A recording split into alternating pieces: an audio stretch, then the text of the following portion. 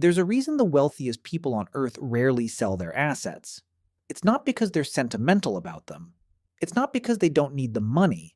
It's because selling is for people who don't know a better way. And there is a better way, one that's been used quietly for decades by the people who own the buildings you work in, the brands you buy from, the platforms you can't stop scrolling.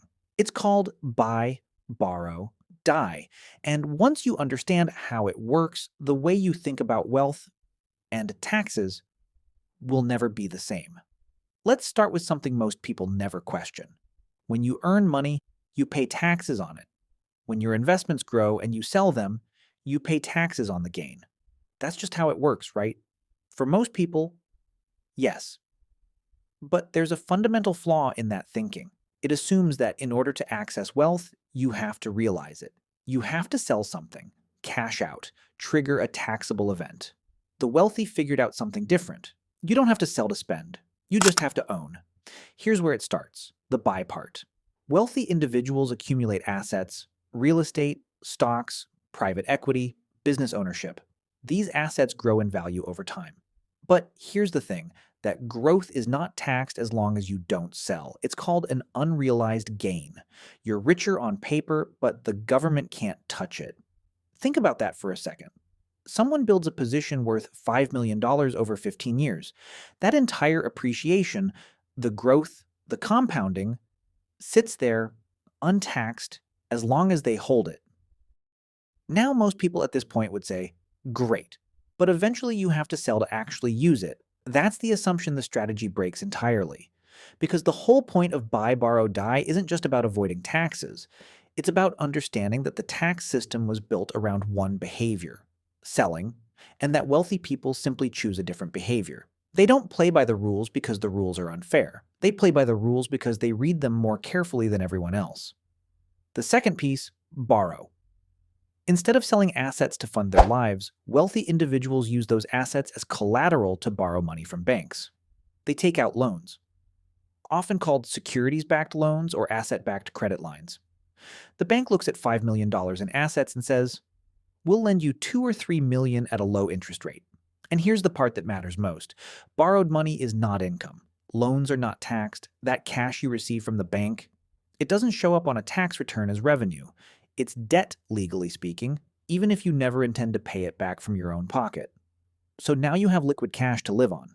You didn't sell a single share. You didn't trigger any capital gains. Your assets are still growing in the background. And the interest on the loan, often a fraction of what you would have paid in taxes had you sold. Sometimes that interest is even tax deductible if the money is used for investment purposes. This is not a loophole people stumbled onto by accident. This is a deliberate legal system used by some of the wealthiest individuals in the world. Think about what that means in practice. A founder builds a company for 20 years. It's worth $50 million. Rather than selling shares and handing over 15 or 20% in capital gains tax, they walk into a private bank and pledge those shares as collateral. The bank extends a credit line. The founder accesses millions in cash, tax-free. The shares keep appreciating. The interest on the loan costs a fraction of what the tax bill would have been. And the cycle continues. Now you might be thinking, but what about repaying the loan? That's where the third part of the strategy comes in. And it's the most uncomfortable piece to sit with. Die. Yes. That's the third step. And it's not morbid for the sake of being dramatic. It's the actual mechanism that closes the loop. When a wealthy person passes away, their assets transfer to their heirs. And at that point, something called a stepped-up cost basis occurs. This means the original purchase price of the asset, the cost basis, gets reset to the current market value at the time of death. So if someone bought stock worth $100,000 and it grew to $3 million by the time they died, the heir inherits it at $3 million.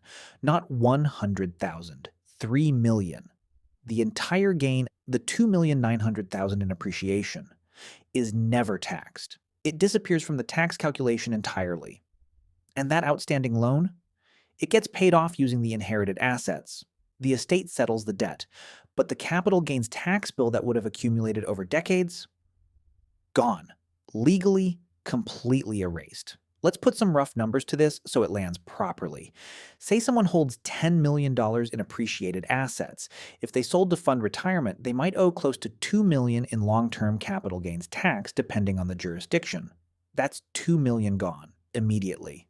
Instead, they borrow against those assets at 3 or 4% annual interest. They live well, they spend generously, they pay interest on the loan. Let's call it 80 to 100,000 per year. Their assets, still growing, generate returns that more than offset that interest. They never sell. They never trigger the tax event. And when they die, the stepped-up basis wipes out the embedded gain entirely. The loan gets settled. The heirs receive a clean slate. $2 million in taxes, never paid. Not through fraud, not through hiding money offshore. Through strategy. This is the moment where most people feel something. Call it frustration or clarity, depending on your perspective. Because the rules aren't hidden. They're in the tax code. They apply to anyone with enough assets to access them. The problem is that most people never get to a position where these rules become relevant. And part of the reason is that nobody explains how the system actually works at the top. You spend years being told to save a percentage of your paycheck, diversify your portfolio, maybe max out a retirement account. All of that is fine advice for the average earner. But it's playing a completely different game than the one described here. And the uncomfortable truth is that nobody is hiding this from you. It's not a secret society. There's no handshake. It's just that the financial advice most people receive is calibrated to their current level of wealth, not to the level they're trying to reach. And the gap between those two conversations is enormous. One game is about accumulating slowly within a system that taxes every step. The other is about building assets that grow untaxed, borrowing against them, and passing the whole thing forward without ever letting the government take a slice of the appreciation. Now, honesty matters here. This strategy isn't accessible to someone with a $40,000 investment account. Banks offering securities-backed lending typically want to see significant asset value before extending these kinds of credit lines. The rates and terms depend heavily on the size of the portfolio. There are also real risks. If markets drop sharply, the bank may issue what's called a margin call, demanding repayment or additional collateral quickly. People who overleverage their assets against borrowed money can find themselves in serious trouble if asset values decline faster than expected. So this isn't a strategy to rush into, it's a strategy to understand, because understanding where wealth actually goes and how it actually moves is the starting point for building any of it. What changes when you absorb this is the way you see assets. Most people see stocks or property as things you eventually cash out. You build them up, then spend them down. The wealthy see assets as permanent infrastructure, things you never liquidate, only leverage. That shift in thinking is harder to develop than any specific financial tactic. It requires patience. It requires a long enough time horizon that short-term cash isn't the priority. It requires thinking about wealth not as something you consume, but as something you build and maintain across time. And it requires being honest about what stage you're actually at.